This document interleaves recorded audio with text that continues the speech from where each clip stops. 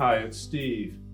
Today we'd like to show you how to change the armature link on the pump of your dishwasher. It's a really easy repair. Let me show you how we do it.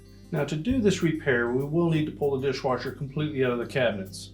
So the first thing we'll need to do is to disconnect the power.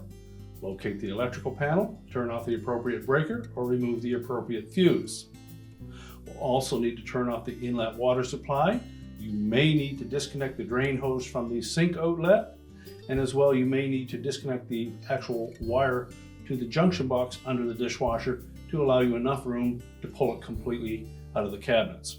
Now, you will need to remove the lower access panel to gain access to both the electrical junction box as well as the inlet water supply to the fill valve. Now, with the dishwasher removed from the cabinet, our next step will be to lay it on its back so that we can do the repair. Before we do that, we want to make sure that we've removed all of the dishes and the cutlery from inside of the dishwasher so that we don't create any damage. Now, with the dishwasher removed from the cabinet, our next step will be to lay it on its back so that we can do the repair. Before we do that, we want to make sure that we've removed all of the dishes and the cutlery from inside of the dishwasher so that we don't create any damage. Now, with this repair, you could actually do it with the dishwasher still in place. You would, however, need to make sure that you've disconnected the power and remove the front access panel. With that out of the way, we'll need to replace the link and armature. Easier if we remove the wire harness from the solenoid to tuck that out of the way. Our next step will be to remove the spring. Just unhook it from the base and just temporarily set that aside. Now, next we'll need to remove this little E-ring. So either using a small flat blade screwdriver, you can pry it away from the shaft, or pull it off with a pair of needle nose pliers. So we'll just set that aside. Then we'll carefully lift that bracket or lever off of the shaft. Just pull straight up on it.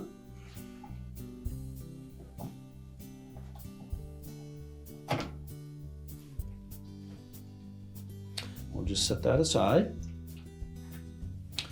You can then pull out the old plunger and link and discard that.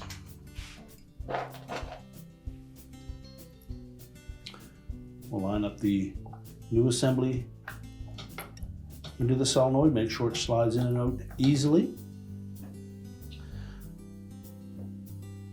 Now, when installing the lever, we want to make sure that we line it up with the shaft for the diverter in that pump, which has one flat side to it. And the hole through that lever has a flat side on it as well. Make sure that when we install it, that the little detent is on the top.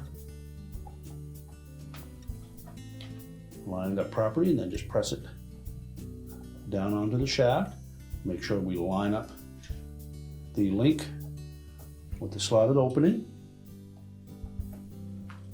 And then press that down far enough so that we expose the shoulder that E-clip is going to fit onto.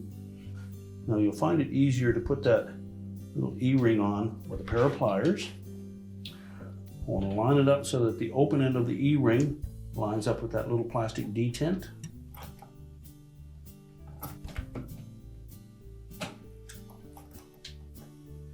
Make sure it fits into the opening on that E-ring. And then we can reinstall the spring. We'll hook the spring up from the bottom on the lever end and over the top on the end of the mounting bracket. Check the function of it.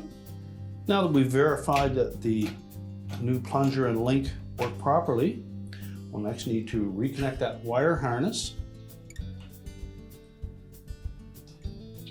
Make sure it fits on nice and snug. And now we can begin to reassemble the supplies to the dishwasher if you've disconnected those. If not, we simply need to put the access cover back in place.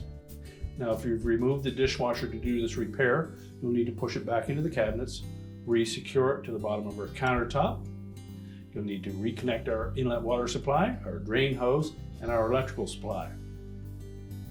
If you didn't remove the dishwasher, all it remains to do is to put the access panel back on, reconnect the power, and your repair is complete.